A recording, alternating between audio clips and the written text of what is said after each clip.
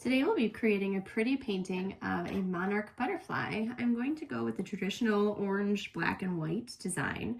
However, if you want to change it up and do purples and blues or pink and white, or even throw in a fun little pattern in all the spaces, by all means, use your creative license to do that. But I wanted to walk you through how to make this happen. For the first part, we're going to do a color wash of orange in the light and dark orange areas. And I'm going to use my large brush. A key thing that I mentioned in all of my videos is that you really want to take care of your brushes. You'll see when I collect paint from my palette that I always hold my brush at sort of a 45-degree angle. And the reason is that it has this beautiful point on the end. And if I go in here like a kindergartner and go, no offense to kindergartners, but if I go in here and go and squish my paintbrush around, it will not maintain that beautiful shape and it will be hard to go in and get some details. I have all of my supplies linked in the show notes below, or this is a palette that you can find on Amazon or any art supply store. I really like this one because it has a lot of different colors, so you can focus on brush strokes and the basics of watercolor painting. And if you'd like, you can also use these little dishes here to mix the colors if you want to try something a little bit different, but you don't have to because there are already a lot of options to choose from. I'm going to use this sort of lighter orange or medium orange, I would call it, for the first part of this. And I'm going to paint a nice big swatch of colors over, and it doesn't have to be perfect in the lines because I'm going to be going over it in black. But I'm just going to hit this little area here. And then these up here are also sort of an orange color as well.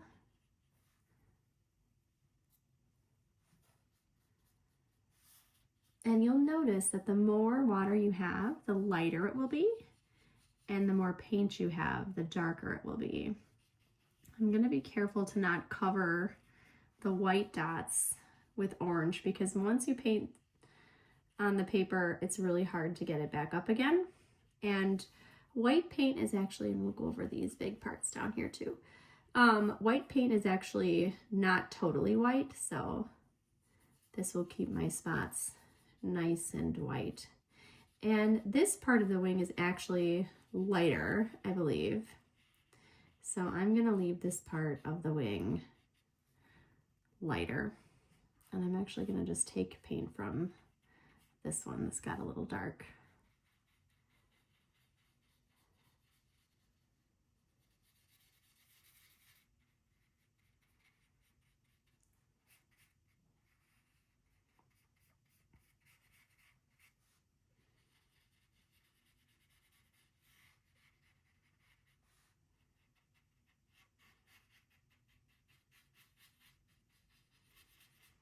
Good, that's the level of darkness that I want it to be.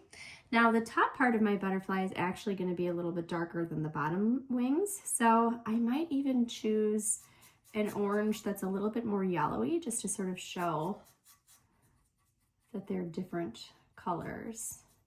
But I'm going to go over this part now, and this will just make it a little bit more orangey yellow and a little bit darker.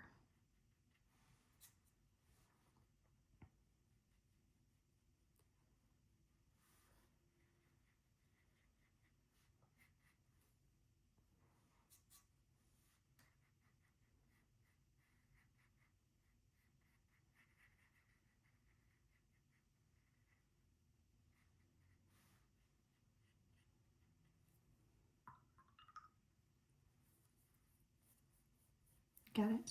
Now what we're going to do is we're going to let these parts dry, and I'm going to take my black paint and go over and I'm going to fill in the spaces between.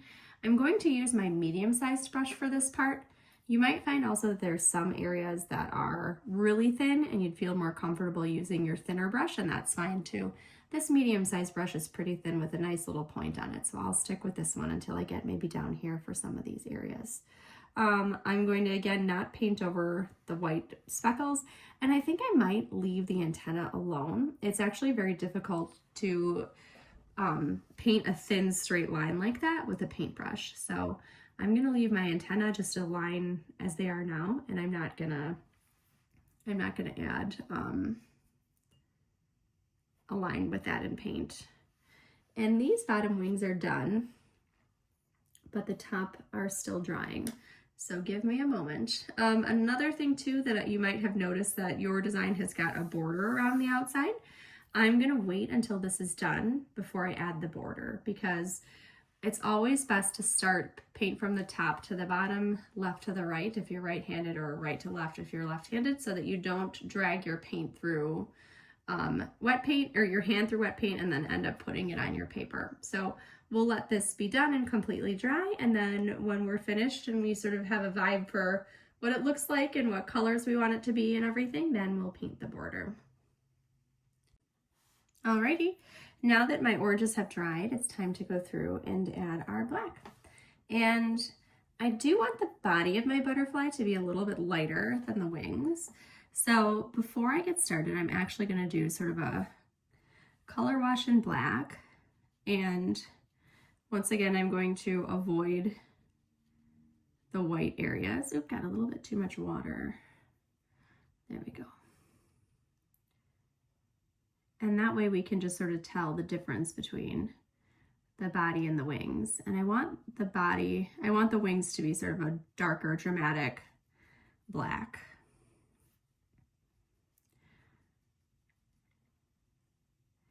I can also later on, if I decide that I want the body to be darker, I can also go add another layer.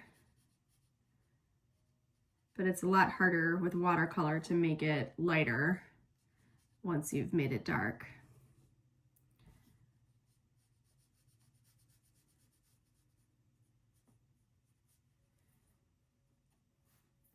I might even go a little bit, I can already tell I'm gonna have this be a little bit darker.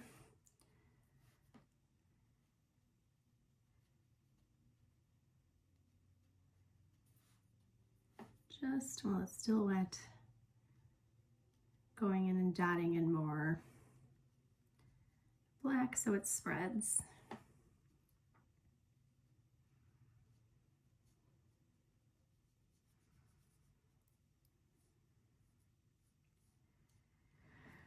All right, now I am, because I'm impatient, going to go and start with my wings. I would recommend waiting until this body dries, but for the interest of videoing, I'm just going to be very careful not to put my hand in there. So once again, I'm going to start out sort of up here. If you want to start in a larger space, that's not a bad idea, just to kind of get your brush wet, get your feet wet before you start trying to paint those intricate little spaces. And also, as I mentioned earlier, you can certainly use a smaller brush if you feel like you're having a hard time getting in with the little tiny details of the wing. Again, I'm going to start from my top to bottom and go left to right, being careful of my hands so I don't get paint everywhere.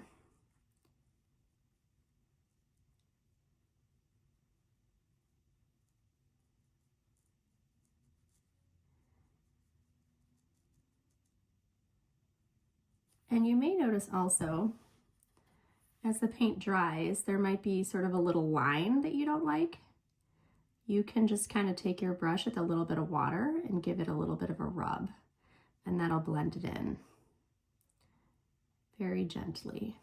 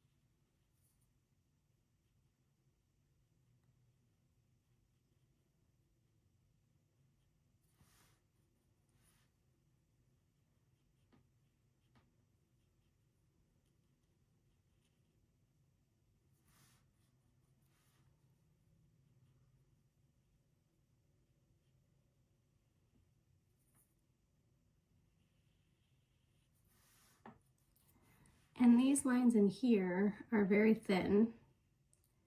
On my brush, I'm just going to push down very, very lightly as I'm going through to make sure that it stays nice and thin.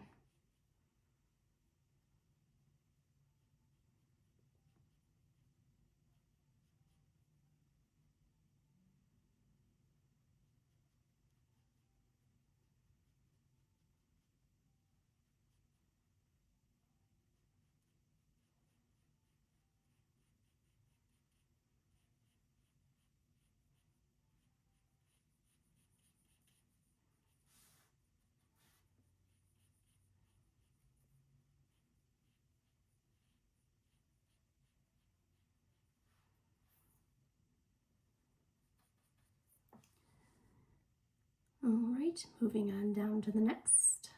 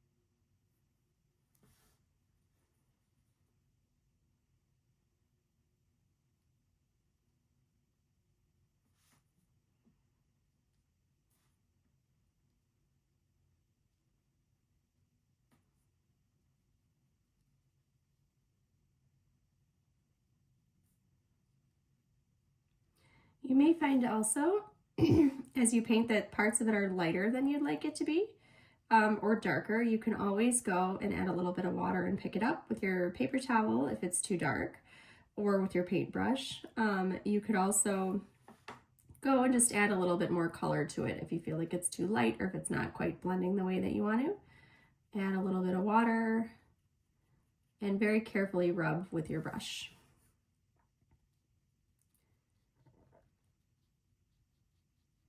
Just give it a little scratch though. If you rub too much, you might end up getting sort of a pill ball texture where it kind of rips the paper up. If that happens to you, you can take a picture and send it to me and I'll look at it and tell you what to do next.